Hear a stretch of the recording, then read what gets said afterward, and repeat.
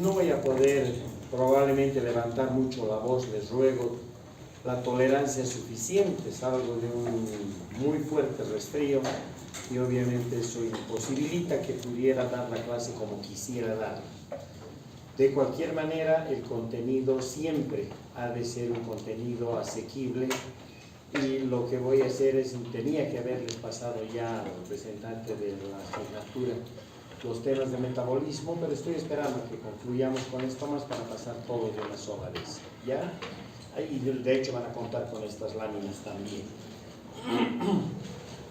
Nos toca revisar esta semana 3 clases a propósito de lo que está pasando con las bacterias y su resistencia a los antibióticos.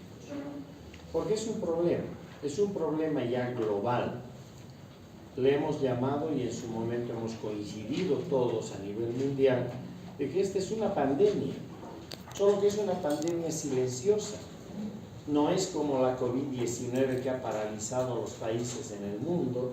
Esta otra lo que está haciendo es perjudicar la economía de los países, está perjudicando los sistemas de salud, pero lo viene haciendo como diríamos, muy por debajo de lo que uno pensaría que está sucediendo.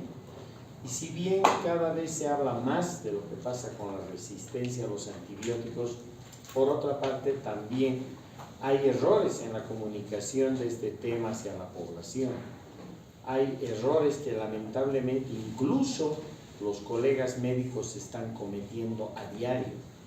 Y cuando tenemos toda esa situación tan candente, muy poco podemos avanzar en lo que se pudiera referir a intentar, no podemos contener al 100%, es imposible, pero sí, por lo menos pudiéramos retardar lo que significa la aparición de esta resistencia a los antibióticos. Así que entonces vayamos viendo nuestras láminas. Le han llamado la revancha de las bacterias, parece que sí. No es un problema de ahora, este es un problema que viene desde el inicio prácticamente de lo que hemos venido estudiando en cuanto al mundo bacteriano en el planeta. La resistencia a los antibióticos se ha venido dando desde tiempos inmemoriales. Es una historia de miles de millones de años atrás. Y uno diría, pero ¿cómo es posible eso si los antibióticos recién los hemos aprendido primero a manejar, los hemos descubierto hace no más de 100 años atrás? Y la respuesta es de que en la naturaleza los mohos, los hongos y diferentes bacterias están fabricando antibióticos continuamente. No podemos creer que el moho de la penicilina es un moho que recién en el año 1928 empezó a fabricar penicilina, ¿verdad? Eso es absurdo. Ese moho ha aprendido a hacer la penicilina hace miles de millones de años atrás. Por lo tanto, siempre las bacterias han estado en contacto con estas sustancias y a partir de ello se han venido seleccionando los mutantes resistentes. Otra cosa es de que en estos tiempos la pésima práctica de lo que significa el uso de los antibióticos, que ya ha degenerado en un abuso de los antibióticos, lógicamente ha desencadenado una selección cada vez más rápida de lo que significan estos mutantes que ya vienen marcados con resistencia. Y eso es bien claro, ¿verdad? Porque para ello lo único que tenemos que hacer es primero definir qué es la resistencia a los antibióticos. Y ustedes están viendo en la lámina que básicamente estamos hablando de un proceso potencial. Claro que sí. Basta que las bacterias tengan material genético y sabemos que este material cada vez que se divide, que se replica, necesariamente puede modificarse y de hecho así sucede y a esas modificaciones les llamamos mutaciones, ¿verdad? Esto es algo que viene dándose continuamente. Por eso es de que el proceso de la resistencia se apoya precisamente en este sistema, vamos una atrás y dos inclusive, se apoya en este sistema potencial que poseen las bacterias. Gracias a esa respuesta, las bacterias no se van a inhibir o no se van a destruir cuando precisamente se produzca la interacción con los antibióticos. Y ustedes ya han llevado antimicrobianos, han llevado antibióticos, saben que estos se dividen en bactericidas y bacteriostáticos. Precisamente eso es lo que están viendo acá. Si no se inhiben, es que los bacteriostáticos no van a funcionar. Y si no se destruyen, es que los bactericidas tampoco van a funcionar. ¿De acuerdo? Esto hace de que necesariamente se pueda predecir fallas terapéuticas. Usamos un antibiótico creyendo que va a impactar sobre una determinada bacteria, en una también determinada infección, y resulta que no sucede este fenómeno. Al contrario, hay problemas cada vez tan graves que hay bacterias que pueden llegar a utilizar incluso los antibióticos, algunos antibióticos, como metabolitos de desarrollo. A eso se le llama hormesis. Por lo tanto, lejos de querer resolver una infección, cuando estamos dando el antibiótico, es casi como echarle gasolina al fuego. Lo único que vamos a hacer es de que el proceso se torne todavía mucho más agresivo. Y es por eso que hablamos de que estas fallas terapéuticas básicamente nos van a dar laboratorialmente lo que conocemos como en los resultados de los antibiogramas, las respuestas o categorías de intermedio o de resistencia. Cuando ya hablamos de resistencia, y esto está basada en lo que emerge desde el resultado del antibiograma, ese método laboratorial por el cual averiguamos si las bacterias son todavía o no sensibles a los antibióticos, pues resulta que muestran tenores diferentes de resistencia y un camino intermedio que es precisamente esa respuesta, aquella que queda entre la sensibilidad y la resistencia, y que es el aspecto intermedio, que es una frontera que va a ir cada vez yéndose más hacia la resistencia. Pero obviamente esta resistencia es clínica, la estamos viendo en los pacientes. Eso significa de que tiene que haber la dosificación de ese antibiótico. Este se va a concentrar fisiológicamente en el organismo del paciente y va a obedecer imprescindiblemente a que se haya establecido por lo menos un mecanismo de resistencia. No puede haber resistencia a los antibióticos en las bacterias si es que no se ha producido también previamente la adquisición por mutación o por recepción de genes de resistencia, de que se haya producido un mecanismo por lo menos de resistencia. Obviamente estos pueden generarse desde el genoma de la bacteria, cromosómicamente o extracromosomalmente. Cuando esto pasa, los famosos puntos de corte se mueven. Y vamos a ver poco a poco qué significa esto de los puntos de corte. Porque si tenemos a la resistencia clínica desde una perspectiva, también podemos mirar la resistencia desde la perspectiva de la microbiología. En la microbiología esto es más claro todavía, porque las cepas bacterianas se van a dividir o ya sean en wild type o del tipo salvaje, o las non-wild type, las que no son del tipo salvaje, las no tipo salvaje, ¿de acuerdo? No hay otra opción en microbiología. Y eso significa entonces de que para esto, en los laboratorios, las y los microbiólogos lo que están buscando son estos valores de cutoff epidemiológico, lo cual ustedes tienen que empezar ya poco a poco a incorporar a su vocabulario médico, porque si bien esto emergió desde los laboratorios, hoy por hoy no se puede admitir un pediatra, no se puede admitir a un médico que sea experto en medicina interna o en infectología o en nefrología que no maneje los valores de corte que están viendo ahí, o de valores de cutoff que sean epidemiológicos, ¿de acuerdo? Y eso simplemente obedece a una razón, y es de que cuando hablamos de las cepas wild type, son aquellas cepas en las cuales por lo menos nosotros vemos de que no se ha generado ningún mecanismo de resistencia todavía.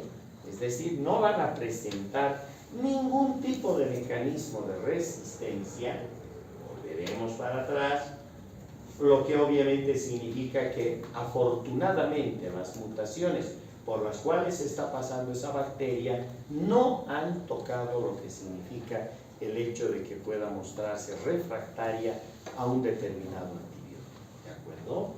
Esto obviamente tiene una perspectiva interesante, porque estas categorizaciones, en este caso de Wild Type, solamente emergen desde los puntos de corte que son no clínicos.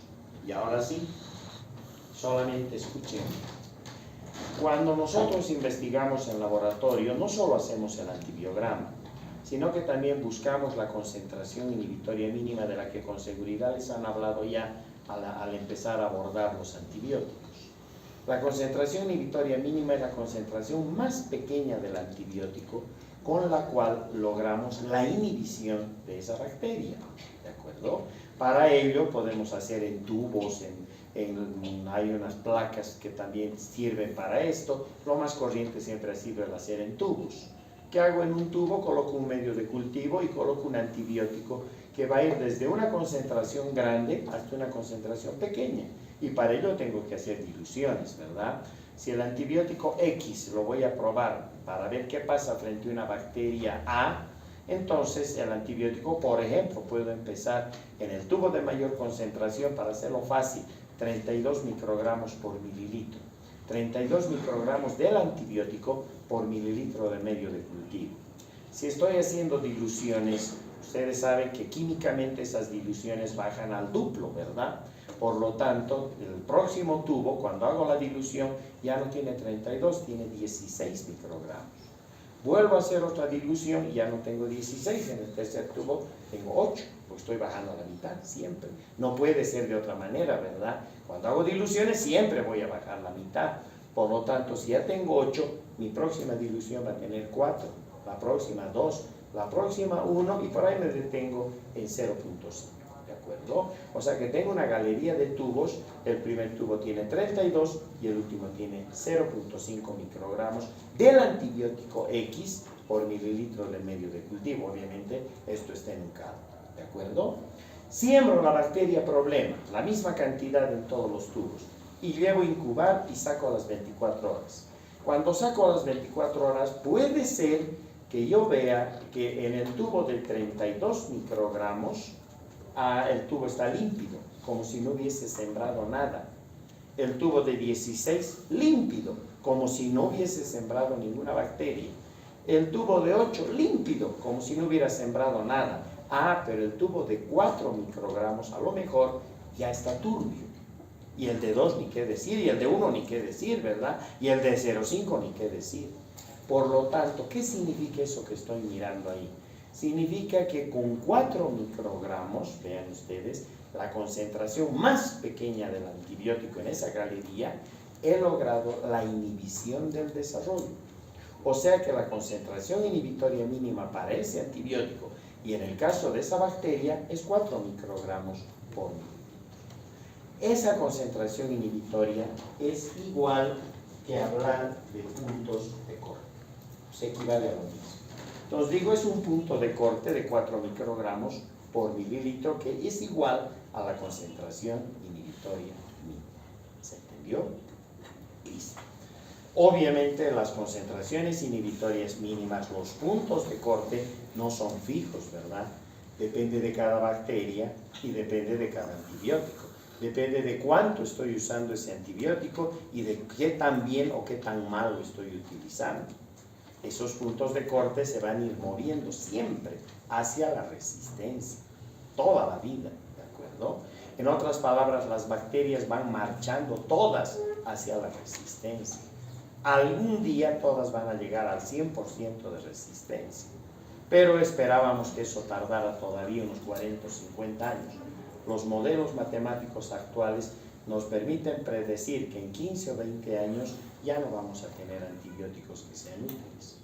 Y eso es grave porque ustedes van a estar en ese momento o empezando ya en la parte más importante de su práctica profesional y los antibióticos ya no van a servir para nada, ¿se dan cuenta?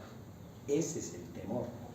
Otra vez vamos a tener mamás que se van a morir al dar a luz y van a hacer una sepsis puerperal. Otra vez vamos a tener jóvenes que tienen un proceso de acné, el estafilococo va a tomar la ruta sanguínea, además les va a provocar un shock y los va a matar, un shock de tipo C. Y no va a haber antibiótico para proteger eso. Otra vez vamos a empezar a morir por tuberculosis, por difteria, etcétera, etcétera, etcétera. ¿Se dan cuenta? Ese es el temor que tenemos. Y por ello es que estamos en laboratorio trabajando desde el antibiograma y con las concentraciones inhibitorias mínimas para seguirle la huella a esas bacterias, que vuelvo a repetir, están cada vez haciéndose más resistentes. ¿Listo? El problema es que hoy por hoy todo el mundo prescribe antibióticos. Ustedes con seguridad o se han autoprescrito o han prescribido ya antibióticos a alguien. Las mamás son las mejores pediatras, ¿no? Tengo infección de esta, anda, cómprate ampicilina, vas a ver, estás bien. En la farmacia vas a ver, dile ciprofloxacina y ya está.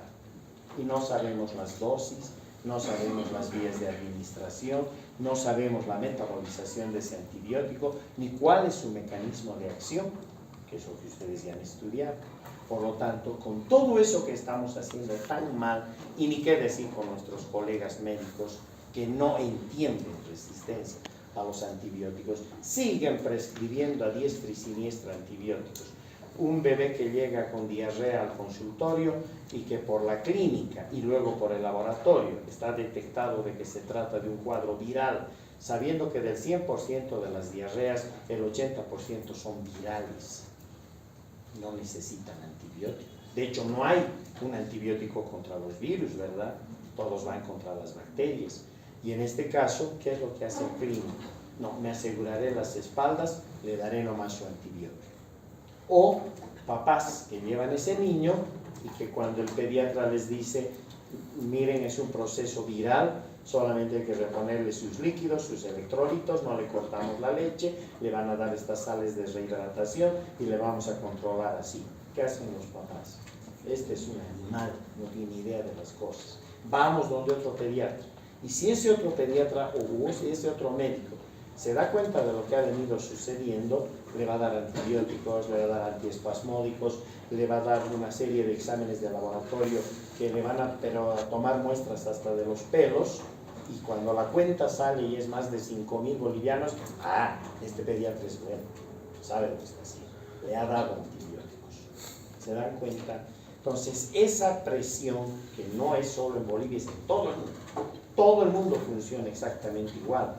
Eso es lo que ha venido cada vez seleccionando más mutantes resistentes. Y estas cepas wild type eran las ideales porque no tenían ningún mecanismo de resistencia. Ahora nos muestran más bien la otra cara de la medalla, las non-wild type. O sea, aquellas bacterias que presentan por lo menos un mecanismo de resistencia, que lo han adquirido obviamente por mutaciones. Una vez más, en el laboratorio no sabemos si el antibiótico en la clínica va a funcionar o no. En el laboratorio solo estamos viendo si tiene mecanismo de resistencia o no tiene. Si no tienes una wild type, tal vez el antibiótico va a funcionar. Nunca podemos asegurar. Una non-wild type ya tiene un mecanismo de resistencia. Y alguien nos dirá, pero entonces no va a funcionar. No sabemos. Porque a lo mejor el antibiótico va a tomar otro tipo además de dianas, de lugares donde va a atacar, dependiendo del tipo de antibiótico, o uniéndole con otro, es probable que las cosas caminen. Es decir, estos puntos de corte no son clínicos, son totalmente laboratoriales. ¿Se entendió? Perfecto, sigamos. Pero hemos dicho que tienen que originarse ya sea en el cromosoma de la bacteria, o sea, su genoma, o extracromosomalmente. Y si están manejadas desde su cromosoma, obviamente es porque se han producido mutaciones. Cada vez que las bacterias se dividen, y lo hacen cada 20, 25, 30 minutos, cada vez que se dividen, una fracción de esas bacterias modifica su material genético. ¿De acuerdo? Es como tener una fábrica de botellas. Si yo por minuto hago 1000 botellas, seguro que por lo menos 2 o 3 van a salir con el cuello chueco, porque siempre hay una desviación estándar, siempre hay un error esperado. Lo mismo pasa en la división bacteriana. No solo en la división bacteriana, pasa incluso lo que ustedes han visto en células eucariotas, en este caso en organismos más complejos, y ahí ustedes han pasado por embriología y han visto las cosas que pasan cuando se dan las mutaciones, ¿sí? Entonces son procesos normales. Esas mutaciones se están dando continuamente, solo que no son todas para que las bacterias se hagan resistentes a los antibióticos. La bacteria puede variar, utilizo hoy, por ejemplo, glucosa y mañana ya no la utilizo otro azúcar, he mutado, he cambiado, ¿de acuerdo? Entonces, estas mutaciones son naturales, siguen un carácter evolutivo y eso hace entonces de que con mayor razón debo tomar más cuidado al prescribir un antibiótico, ¿de acuerdo? Por otro lado, hay mutaciones que cambian la regulación genética y en este caso hay una hiperproducción, por ejemplo, de enzimas, ya las vamos a ver, o se optimizan algunos caminos que usualmente utilizan las bacterias. Por otra parte, los mecanismos extracromosomales también están presentes y si son extracromosomales están controlados por plásmidos. Esas secuencias genéticas que están fuera del genoma de la bacteria y que la mayor parte de las veces pueden portar genes de resistencia. ¿Cuál es el peligro de estos plásmidos? Es de que se transmiten de bacteria a bacteria, ¿verdad? Estas otras pasan de bacteria mamá a bacterias hijas. Cada vez que se dividen en dos. Le van a pasar a las bacterias hijas esos genes de resistencia. Es decir, van a seguir una secuencia. En cambio, aquí es diferente. Pasan los genes horizontalmente. Gracias a los sistemas de conjugación pueden tener contacto incluso con bacterias de diferentes especies y les van pasando los genes de resistencia. A estas les tenemos pánico porque son las que producen esos brotes epidémicos dentro de un hospital de resistencia por parte de un determinado tipo de bacterias que empieza a matar pacientes dentro del hospital. Que no solamente se debe a plásmidos, también se debe a transposones. Esas secuencias genéticas que se desprenden del genoma se van a otro lugar y se insertan gracias a sus secuencias de inserción, o se desprenden desde los plásmidos y se van al genoma, o desde el genoma a los plásmidos. Esos transposones también son bien peligrosos. Y finalmente los integrones, porque son secuencias genéticas múltiples que están a lo largo de varias secuencias en el genoma de la bacteria, que están controladas por regulones, por genes reguladores, y obviamente estos pueden manejar ya no una resistencia, pueden manejar 2, 3 tipos de resistencias simultáneamente, ¿de acuerdo? Por lo tanto, ¿cómo no vamos a tener que revisar esto? Estamos obligados, ¿verdad? Pero vamos a los mecanismos. El primer mecanismo, y ahora vamos a ver, que no entre el antibiótico a la bacteria. La bacteria va a evitar que el antibiótico pueda llegar a su interior y pueda ir ahí donde debe cumplir su mecanismo de acción. El primer mecanismo es el de la impermeabilidad. Obvio, si nosotros vemos a la estructura de una bacteria, aquí está, esta es la pared de una bacteria gram negativa de lejos, ¿verdad? Porque estamos observando la membrana externa o exterior. Aquí están los lipopolisacáridos, aquí están las porinas formadas por lipoproteínas, aquí está el espacio periplásmico, el péptido glicano y la membrana celular, ¿sí? Típica de gram negativo. En este caso, por ejemplo, ¿qué es lo que pasa? Por una mutación o por varias mutaciones que se van sumando, se pueden ir modificando estructuras y particularmente se pueden modificar las estructuras que tienen que ver con la membrana externa de esa pared. ¿Qué supone eso? Que las porinas también se van a modificar y al modificarse las porinas incluso pueden cambiar sus cargas eléctricas. Llega un antibiótico que normalmente pasaba por las porinas y ahora se encuentra con porinas por las cuales no va a poder pasar.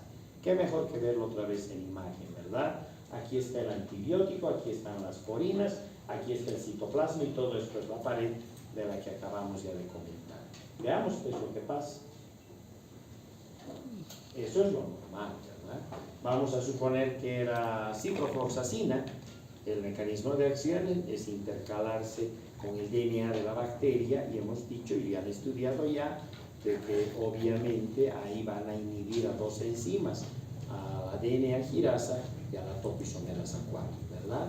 Pero cuando se produce la mutación, las porinas se van a modificar. Y al modificarse estas porinas, ahí está nuestro antibiótico, vean ustedes, no va a pasar. No va a poder pasar la pared de la bacteria. El resultado, resistencia, ¿verdad? Si ni siquiera ha pasado el antibiótico. Obviamente, por impermeabilidad, la resistencia queda montada. La otra es que las bacterias, también por mutaciones a nivel de su pared, puedan en su momento cada vez más atraer e incrementar los cationes bivalentes.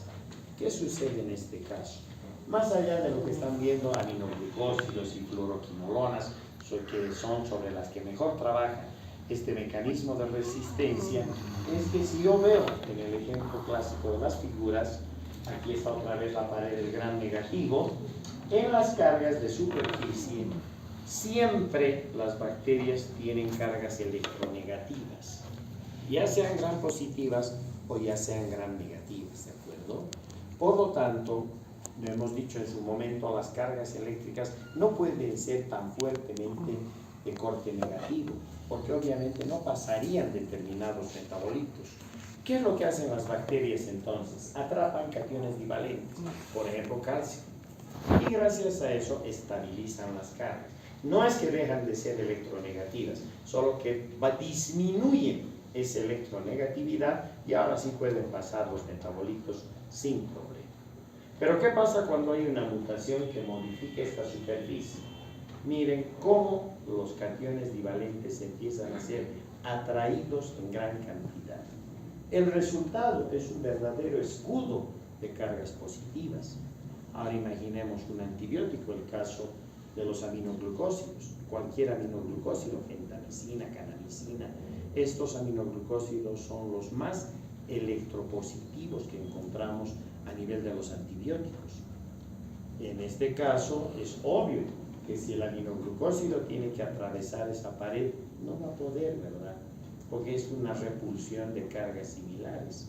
Se está enfrentando una pared donde hay un escudo de cargas positivas y como el aminoglucósido tiene cargas también positivas, obviamente se da la repulsión electrostática y esto define la resistencia. Obvio, ni siquiera entró el antibiótico. ¿Sí o no? La otra posibilidad es que optimizan algo que ya tienen, en este caso las bombas de flujo, y ya ni siquiera miren para qué antibióticos funcionan hoy por hoy para todos los tipos de antibióticos, ¿de acuerdo? De hecho, es uno de los mecanismos más importantes junto a los enzimáticos en el jet set de la resistencia, en la entrega de los Oscars de la resistencia.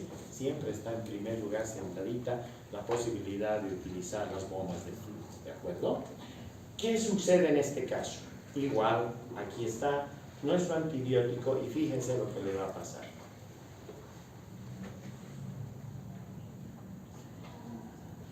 Ni siquiera llegó al citoplasma. Vamos a suponer que era una tetraciclina. Recuerden su mecanismo de acción, ¿verdad? Tienen que ir hasta los ribosomas y trabajar sobre determinada unidad del ribosoma. En este caso, ¿qué ha sucedido? Simplemente que cuando nosotros vemos que la molécula del antibiótico pasa, rápidamente una proteína de fusión engancha al antibiótico, lo reorienta y lo expulsa por un canal de salida. Por eso los españoles también le llaman el mecanismo de la expulsión activa, porque obviamente se gasta bastante ATP, ¿de acuerdo? Una vez más, ni siquiera logró llegar a donde debía actuar, sino que trata de pasar la pared, proteínas de fusión lo enganchan, una vez de que se unen con todo un sistema transportador, se reorienta, van a un canal de salida y lo expulsan al antibiótico, le sacan tarjeta roja. Por lo tanto, obvio, ni siquiera cumplió su mecanismo de acción. El resultado es desde ya la resistencia. ¿Listo? La otra es que ya el antibiótico ha logrado pasar, no haría nada que le oponga el paso como en los casos anteriores, pero ahora puede haber modificaciones por mutación. Por ejemplo, puede haber nuevas PBPs, o puede haber diferentes enzimas que se modifican. Veámoslo con imágenes. Siempre es mejor, ¿verdad? Acá tienen una fotografía del libro que ustedes están revisando con seguridad, el libro Llaves de microbiología. Ahí tienen el esquema de la pared, el peptidoglicano clásico. Aquí está el ácido N-acetilglucosamina, el ácido N-acetilburámico, y todo se repite, ¿verdad? Y estamos viendo que del burámico se desprenden o se enganchan 4 o 5 aminoácidos, ¿verdad? Solamente para recordar pared. En el primer lugar siempre vamos a tener una L-alanina, en el segundo lugar una D-glutamina o D-isoglutamina o D-glutamato. El tercer lugar es el más variable, si es un gram negativo es el ADP, el ácido diamino pimélico, y si es cualquier otra bacteria, incluidas las gram positivas, cualquier aminoácido pero en configuración levógena. Y en el último lugar tenemos una D-alanina, que a veces puede haber una D-alanina más. ¿Y para qué vamos a dar el nombre largo? Decimos hay un D-ala o hay dos D-alas, ¿de acuerdo? Ahora, ¿qué sucede aquí? Lo interesante es de que si estos ladrillos, porque actúan como ladrillos, unidades básicas neurales, estuviesen simplemente una sobre la otra superpuestas, obviamente esta pared no sería rígida, ¿cierto? Para que sea rígida tiene que existir una especie de cemento que enganche gracias a enzimas que las conocemos como enzimas de transpeptidación, ¿de acuerdo? Estas enzimas se encargan de pegar pentaglicinas entre el tercer aminoácido y el cuarto aminoácido de la cadena que va por arriba, que va por delante o que va por detrás, porque es tridimensional. Miren, aquí también el cuarto está pegando con el tercero gracias a un puente de pentaglicina, 5 glicinas. Y lo mismo está pasando aquí y lo mismo aquí, ¿de acuerdo?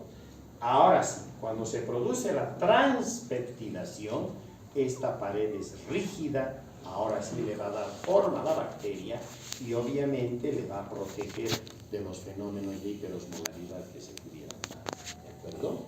Pero para que esto suceda así, tienen que actuar enzimas. Y si son procesos de transpeptidación, obviamente serán transpeptidasas, transglicosidasas y carboxipeptidasas, ¿cierto? Estas enzimas son las que conocemos con el nombre de PBPs. Cada vez que les hablen de PBPs o de lo que en inglés vienen siendo las Penicillin Binding Proteins, o sea, PBPs, les están hablando de las enzimas de transpeptidación, las que producen, en otras palabras, ese proceso, que son las transpeptidasas, las transglicosilasas y las carboxipeptidasas, ¿de acuerdo? Y ahí tienen algunos ejemplos de estas PBPs. Nada más. Damos el próximo paso, dejaremos que se produzca el enganche, ahí está. Pero ¿qué pasa cuando hay una mutación que modifica las PBPs? Se modifican las enzimas. Ahora, cuando lleguen los betalactámicos cualquiera, penicilina, ampicilina o cualquier cefalosporina, obviamente se va a encontrar con una PBP que se ha modificado por la mutación. Y si se ha modificado por la mutación, ahora ese betalactámico no va a poder lograr la inhibición competitiva de esta PBP. El resultado, resistencia, ¿verdad? Obvio. ¿Se entiende el porqué de las PBPs? Perfecto. La otra es, hemos dicho que modifiquen otras enzimas, y aquí el ejemplo clásico es el de las sulfas, o mejor aún, todavía, la sulfa asociada a otra molécula, el caso del sulfametoxazol, que está asociado a la trimetoprima, conforma lo que llamamos como el cotrimoxazol, lo que también en las farmacias nos dicen, sí, el Bactrim, exacto, pero esa es la marca. Químicamente o farmacológicamente hablando, estamos refiriéndonos al cotrimoxazol, que vuelvo a repetir, es el sulfametoxazol más la trimetoprima. ¿Qué pasa con esas dos moléculas que actúan en conjunto? La primera, cabe decir, las sulfas, siempre van a trabajar en este paso, desde el ácido paraminobenzoico al ácido dihidroocteroico. Y lo hacen gracias a la dihidroocteroato sintetasa. Esa es la enzima, que es el blanco de las sulfas, cualquiera.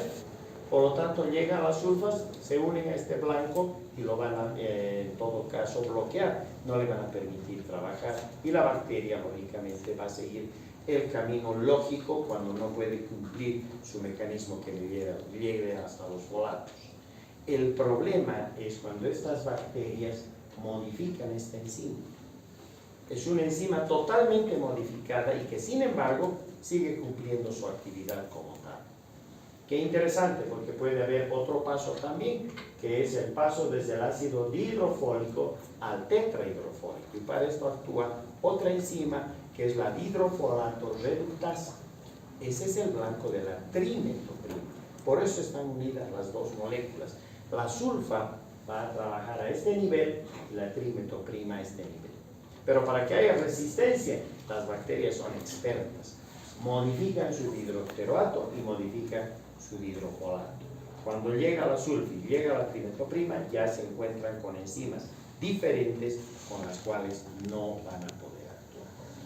La otra es que no modifiquen enzimas. Están con la misma, solo que la aumentan en cantidad. Y al aumentarla en cantidad, cuando ingresa en este caso el quimioterápico, sea la trimetoprima, sea cualquiera de las sulfas, como tenemos gran cantidad de sustrato, solamente trabajan sobre una parte y la otra parte continúa el metabolismo como si nada. ¿De acuerdo? Veámoslo en imágenes. Acá tiene el sustrato donde deberían actuar y producirse todas estas reacciones. ¿Y qué pasa si aumentan los sustratos? Miren. Tenemos más sitios activos donde deberían actuar los antibióticos, ¿verdad? Y es verdad, porque si yo tengo los antibióticos ahí marcados, están actuando sobre estos. Pero miren cuántos quedan libres. Aumentó en cantidad y por lo tanto esa es una forma también por la cual las bacterias evaden la acción en general de cualquier antibiótico o quimioterapia. La otra es que alteren enzimas que ya las tenían trabajando normalmente. Por ejemplo, pueden modificar una proteína y en este caso, si modifican la proteína S12 a nivel de la fracción pequeña, la subunidad 30S del ribosoma de la bacteria, salta automáticamente la resistencia al streptomicina. La otra es que modifiquen DNA girasa y topoisomerasa 4, con lo cual se caen las quinolonas. Y la otra es que modifiquen la RNA polimerasa, con lo cual se caen las ribosinas. Veámoslo en imagen. Ahí está el ribosoma, solo para que recuerden, en la subunidad 30S tenemos un conjunto de proteínas. Entre estas proteínas está la S12 ribosomal.